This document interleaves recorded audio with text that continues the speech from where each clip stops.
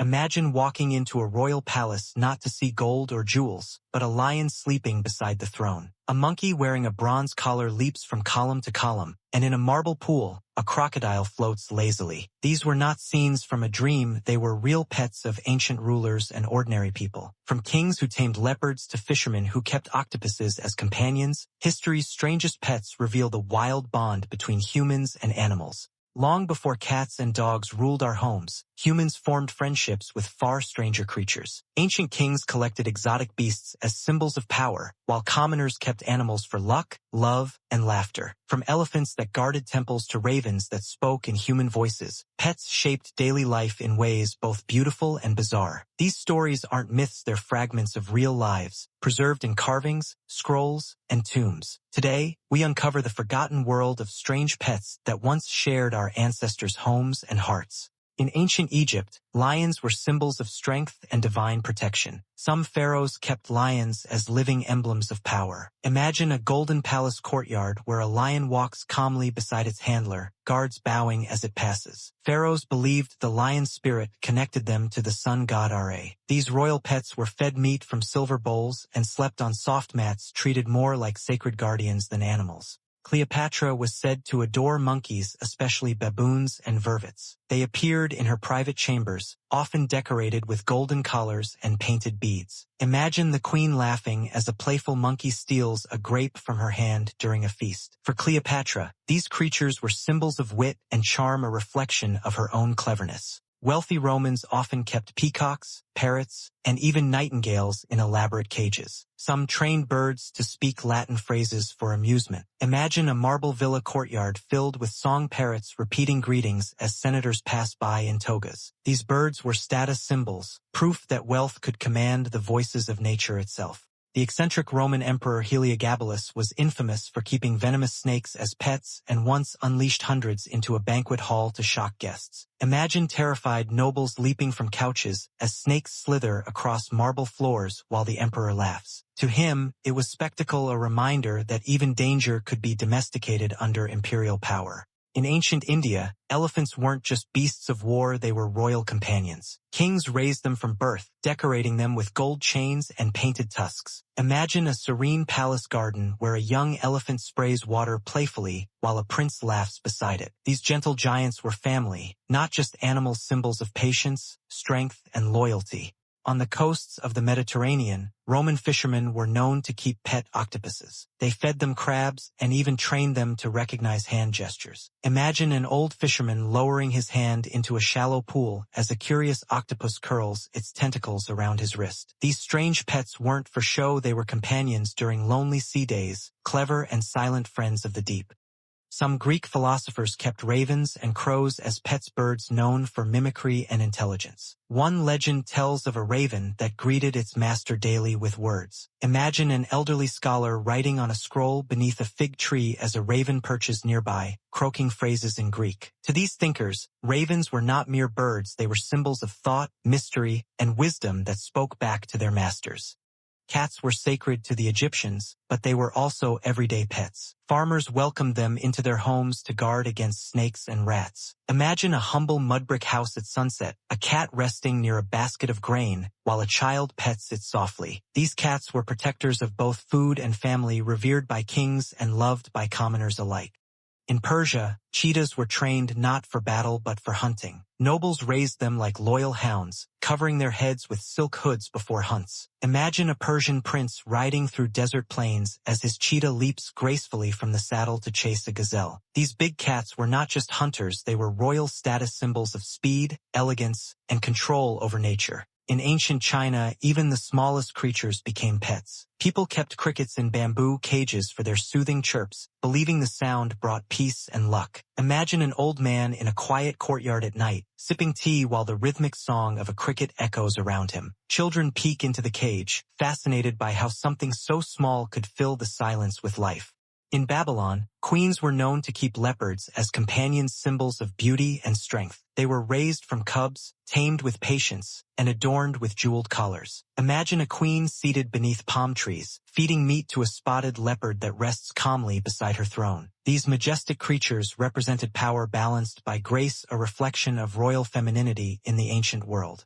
Greek sailors believed dolphins brought luck and safe voyages. Some claimed they swam beside their ships, recognizing specific crew members. Imagine sailors leaning over a wooden ship's edge, laughing as a dolphin leaps beside them, sea spray catching sunlight. For the Greeks, dolphins were divine messengers, friends of both gods and men, proof that even the sea had a soul. Some retired gladiators famously kept young bears as pets, raising them from cubs rescued from the arena. Imagine a burly man feeding fruit to a playful bear in a small courtyard, laughing as it clumsily stands on 2 feet. These unlikely friendships blurred the line between man and beast, 2 survivors of Rome's brutal spectacles finding peace together. In Greece, certain temples, especially those of Asclepius, the god of healing, kept tame snakes as sacred companions. Priests believed they brought health and protection. Imagine worshippers entering a dim stone temple, soft torchlight flickering as a calm serpent glides across the altar steps. For the Greeks, these snakes weren't monsters, they were living symbols of renewal and medicine. Hawks were treasured in ancient Egypt, often kept by nobles who believed the birds connected them to Horus, the sky god. Imagine a nobleman standing on his balcony overlooking the Nile, a hawk perched proudly on his gloved hand. At dawn, the bird soars into the pink sky as servants watch in awe. For Egyptians, these winged pets weren't mere hunters, they were symbols of divine sight and freedom. In the lush gardens of Persia, queens often kept gazelles as graceful companions. These gentle animals roamed freely among fountains and roses, wearing delicate silver bells around their necks. Imagine a queen feeding dates to a gazelle under the shade of cypress trees, while musicians play nearby. The gazelle's elegance mirrored royal beauty, soft, silent, and endlessly graceful. In ancient China, scholars believed turtles symbolized wisdom and long life. They often kept them in small stone basins inside courtyards, studying their slow, patient movements. Imagine an elderly scholar sitting cross-legged beside a shallow pool, writing poetry as a turtle glides through the water. For him, this quiet pet was not a toy but a living reminder that patience and endurance lead to greatness. Some Roman children kept foxes as playful, clever pets. They were mischievous and curious, often stealing bread or hiding sandals. Imagine 2 children laughing as a small fox darts through a villa courtyard, tail brushing past columns while a servant chases it. Romans admired the fox's wit. It was the wild spirit of youth, wrapped in fur and mischief. In ancient India, sages who lived in forests often befriended wild deer. These gentle animals would visit their hermitages, eating from their hands. Imagine an ascetic sitting beneath a banyan tree, offering fruit to a deer that approaches without fear. This simple bond reflected India's deep philosophy of compassion, where love for animals was part of spiritual practice. In Mesopotamia, goats were seen as sacred animals connected to fertility and abundance. Priests sometimes raised young goats inside temple courtyards, feeding them grain offerings. Imagine a white goat standing beside a stone altar, its horns decorated with ribbons, as priests chant prayers nearby. For the ancient world's first civilizations, even farm animals were family bridges between earth and the divine. In Norse lands, Viking chieftains often kept ravens as loyal companions. They were trained to return from long flights and were believed to carry messages from the gods. Imagine a warrior standing on a cliff by the sea, a black raven perched on his shoulder, wings glistening in cold wind. To Vikings, these birds symbolized foresight and strength, the silent watchers of men and battle. In the bustling streets of ancient Rome, traveling performers often kept trained bears that danced to flute music. Imagine a crowded forum where children gather around as a small bear rises on its hind legs, swaying while coins clatter into baskets. Though these animals lived far from freedom, they brought laughter to ordinary people, a bittersweet joy in a noisy empire. In the temples of Thoth, the god of wisdom, priests raised ibises, white birds with long curved beaks. They were fed daily and allowed to roam temple courtyards freely. Imagine a serene temple filled with the soft flutter of wings as priests carry bowls of grain. The ibis was not just a pet, it was divine presence made flesh, bridging earth and heaven with every graceful step.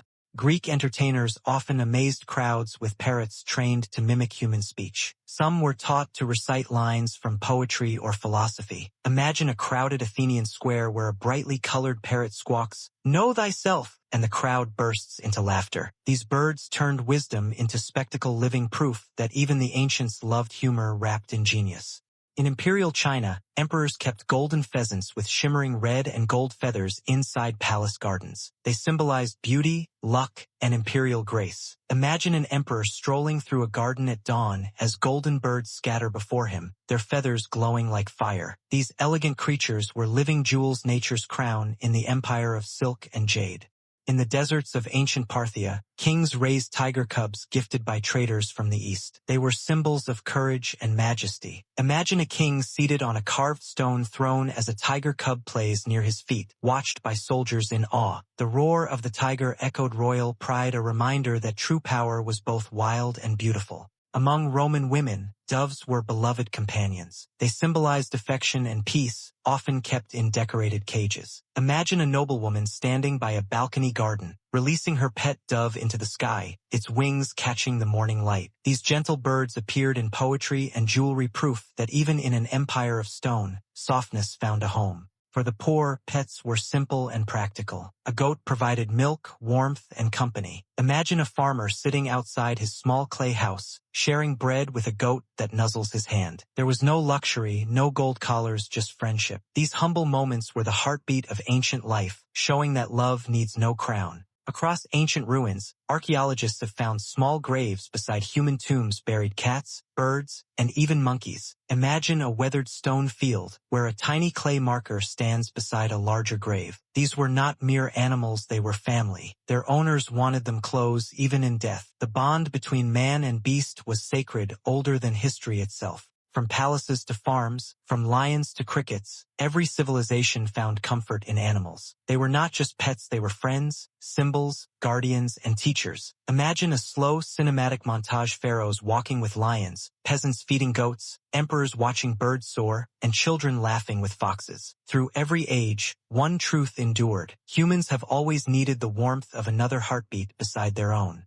The strange pets of ancient kings and commoners remind us that humanity has always sought connection beyond itself. From thrones guarded by lions to huts warmed by goats, every creature we tamed reflected our heart. Power loved the wild, and poverty loved the loyal, but both found peace in companionship. These ancient bonds whisper through time, telling us that long before we built empires, we built love. Because no matter how the world changes, the need for friendship between man and beast will never fade. The strange pets of ancient kings and commoners remind us that humanity has always sought connection beyond itself. From thrones guarded by lions to huts warmed by goats, every creature we tamed reflected our heart. Power loved the wild, and poverty loved the loyal, but both found peace in companionship. These ancient bonds whisper through time, telling us that long before we built empires, we built love. Because no matter how the world changes, the need for friendship between man and beast will never fade.